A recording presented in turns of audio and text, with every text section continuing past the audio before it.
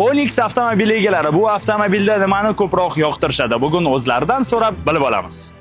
Assalomu alaykum. Aka, yaxshimisiz? Tuzimisiz? Aka, nima uchun 10X avtomobilni xarid qilgansiz? Oldingi mashinalarga qaraganda haqiqatdan ham ekonomikroq, haydashga ham yengilroq, qulayroq deb bilaman. Shahar komfort. Yurishi yengil, dizayni ham yomon emas, yaxshi. Bagaji ancha keng, menga bagaj kerak bo'ladi ancha. Birinchi o'rinda benzin sarfi, ekonomikasi. Ikkinchi o'rinda aerodinamikasi, o'zini yo'lda tutishi, hammasi shu uchun asosan. Birinchidan yangi model. Shahar uchun juda qulay. Oila uchun umuman gapirmasam bo'laveradi. Men to'g'risini aytsam, Cobalt minib yurardim. O'rtog'im oldi, minib ko'rdim, yoqdi, keyin sirasi sotdim, ertasiga oldim to'g'risi. 10X olish. Shahar ichida qulaymi? Juda qulay. Razgonlari, razi tez, juda ekonomичный.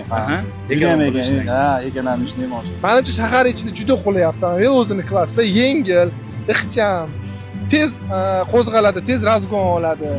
O'zi mashina yengil bo'lganligi uchun manyovrlarga ham sal qulayroq ekan, powerlarga. Oilaviy yurish uchun qulay ekanmi aka? Qulay, juda qulay. Juda qulay.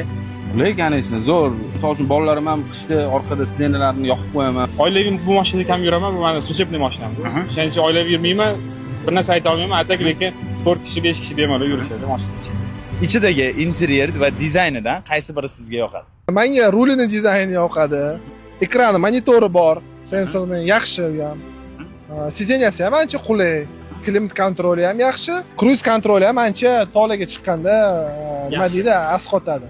10X egalari uchun bu avtomobil zamonaviylik, qulaylik va kundalik hayot uchun erkinlik beradi.